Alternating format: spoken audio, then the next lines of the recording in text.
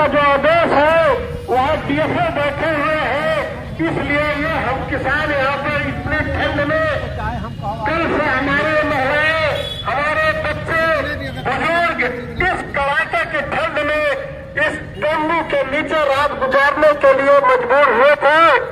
लेकिन हम कहना चाहते हैं, अगर हमारा 15 से 20 दिन में हमारे समस्याओं का समाधान प्रशासन नहीं किए तो आने वाले दिन में अगर बाबा का बुलडोजर क्षेत्र में पहुंचता है, किसानों की फसलें खोदता है, गन्ना लाही की फसलें नष्ट करता है, तो हम सभी किसान संगठित होकर के बुलडोजर का मुकाबला करने के लिए आप लोगों को तैयार रहना पड़ेगा। जिस समय बुलडोजर आता है हमारे किसानों का सैलाब उधर को हम मार्च करेंगे। ये डीएफओ को हमें बताने आए हैं कि डीएफओ साहब, अब भी अगर आपकी इंसानियत है तो आपकी हिम्मत है तो महिलाओं नारंगी महिलाओं ने जब आपका पैर पकड़ा था, आपका और योगी जी का बुलडोजर जो उनके घर गुजार रहा था तो आप हंस रहे थे। आप जो है आप इतने संवेदनहीन है कि हम ये नहीं कल्पना नहीं कर सकते थे कि एक महिला, हमारी महिला जो पैर पकड़ रही है, आपने बच्चों अपने परिवार की जीविका बचाने के लिए जो आप बुलडोजर लेके जाते हो, तो महिला जब पैर पकड़ रही है तो उसका सम्मान नहीं करते हो। ऐसे अधिकारियों को,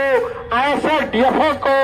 उनका नैतिक पतन है, हम यही कहना चाहते हैं। लेकिन उनके बड़े भी अधिकारी हैं, यहाँ के जिलाधिकारी महोदय से हम लोगों ने सारी बात बताई और उन्होंने सम्मान पूर्वक कहा कि जो हुआ गलत हुआ और ये बात यहाँ पर हुई है। तो हम कह रहे हैं कि देखिए हमारे मजदूर, हमारे किसान भाई, आपके जज्बा, आपके अंदर एक ताकत है, आपके अंदर एक तेवर है कि आपने बड़ी सी बड़ी लड़ाई आपने संगठित ताकत के बल पर जीती है। ये लखीमपुर का इतिहास है, वो मूला बुजुर्ग से लगा करके, मैलानी से लगा करके, संपूर्ण नगर बसाई तक का आपका एक लंबा इतिहास है। ये लाल झंडे का इतिहास है। ये लाल झंडा कभी देश के संविधान के लिए, देश के संविधान को बचाने के लिए, किसानों की जमीन जीविका बचाने के लिए,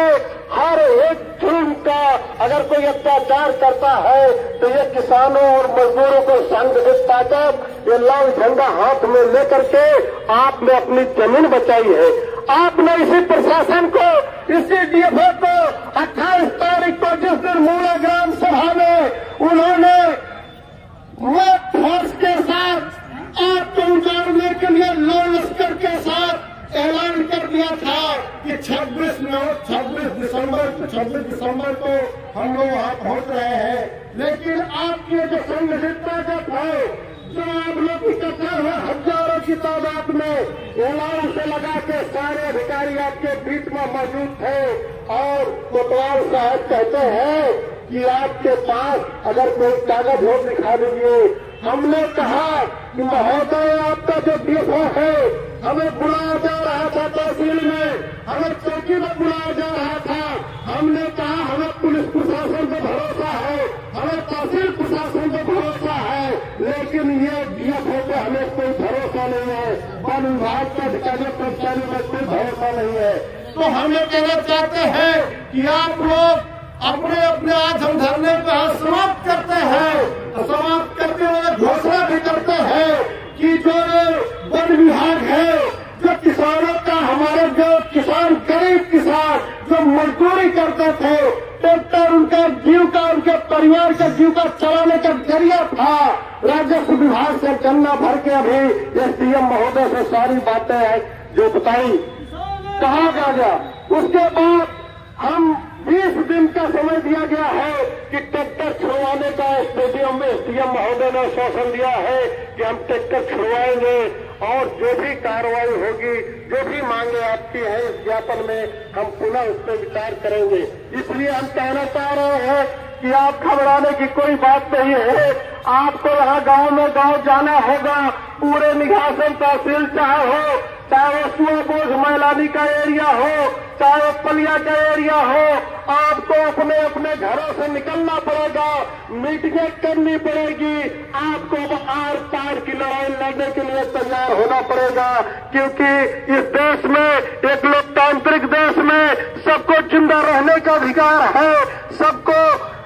जब आपके वोट से आप प्रदेश और केंद्र की सरकार बना देते हैं, तो ये अगर आपको उजाड़ना चाहते हैं तो आपको मुंहतोड़ जवाब देने के लिए आपकी संगठित ताकत है। हमें मालूम है कि अगर हजारों हजार किसान पूरे क्षेत्र में जिस जगह पर डीएफओ परिवार के लोग पहुंच रहे हैं, हजारों हजार की तादाद में महिला, पुरुष, बच्चे इस लाल झंडे को लेकर के आप उनका प्रतिवाद करिए, क्योंकि माननीय हाईकोर्ट का आदेश आपके पक्ष में है। अगर वो नहीं मानते हैं तो हम डीएफओ का आदेश को नहीं मानते हैं। इसलिए हम यहाँ पर ये बात कहने आए हैं, यहाँ प्रशासन को बताने आए हैं कि अगर मूला बुजुर्ग से लगा करके निघासन तहसील हो, चाहे वो संपूर्ण नगर का एरिया हो, चाहे वो मैलानी का एरिया हो, निघासन में तिकोनिया जैसा कांड अगर होता है, तिकोनिया जैसे हमारे निर्दोष किसानों के ऊपर गाड़ियों से अगर रौंदने जैसी